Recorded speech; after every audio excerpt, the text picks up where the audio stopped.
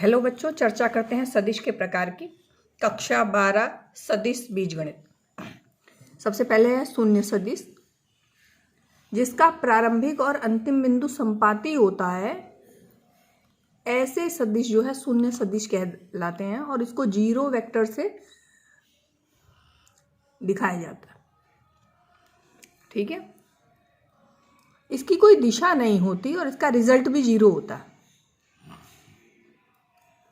जैसे ए से स्टार्ट हुआ और ए पे दी एंड हो गया, खत्म हो गया।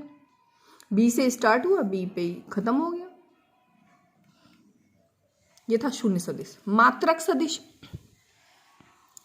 मात्रक सदिश अगर परिमाण एक है तो आपको बताया था कि जब मात्रक सदिश ज्ञात करते हैं तो मात्रक सदिश बराबर होता है सदिश वेक्टर बटा परिमाण। और परिमाण अगर एक है, मॉड अगर एक है, तो i का भी गुणांक एक, j का भी गुणांक एक और k का भी गुणांक एक। तो ऐसे सदिश को मात्रक सदिश कहा जाता है।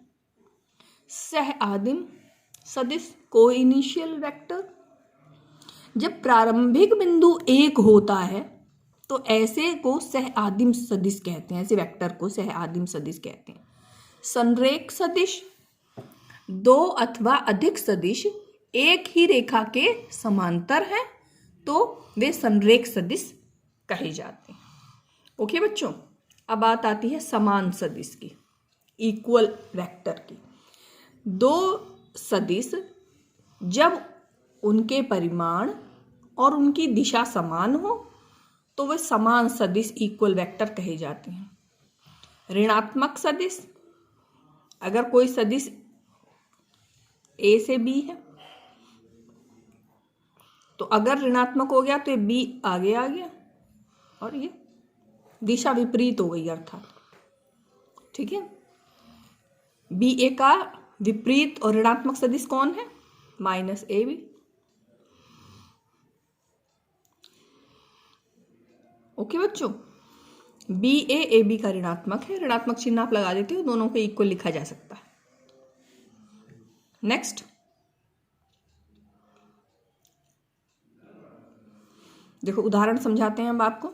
ये कह रहे हैं दक्षिण से 30 डिग्री पश्चिम में 40 किलोमीटर के विस्थापन का आलेख निरूपण करना।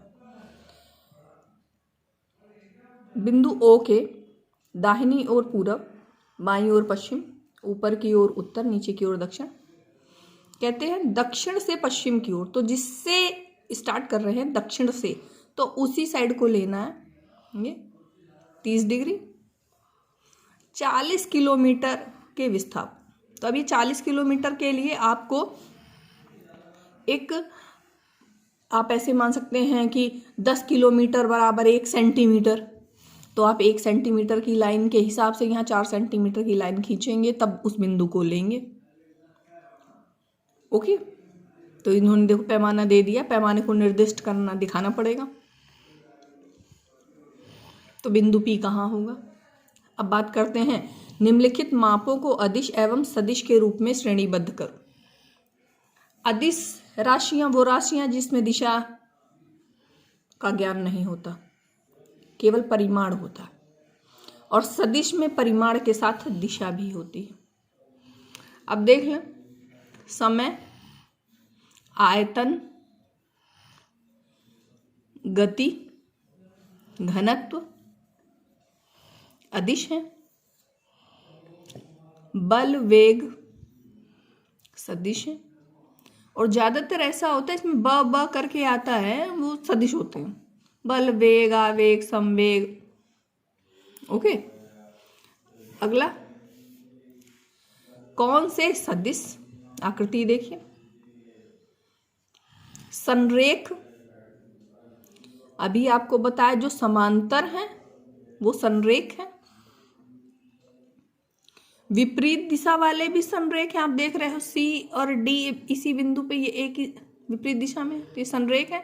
तो A और C समांतर भी हैं तो संरेख है, समांतर संरेख की श्रेणी में आता। और ये C और D, तो देखिए A C D समान सदिश केवल ए और सी के लिए समान सदिश।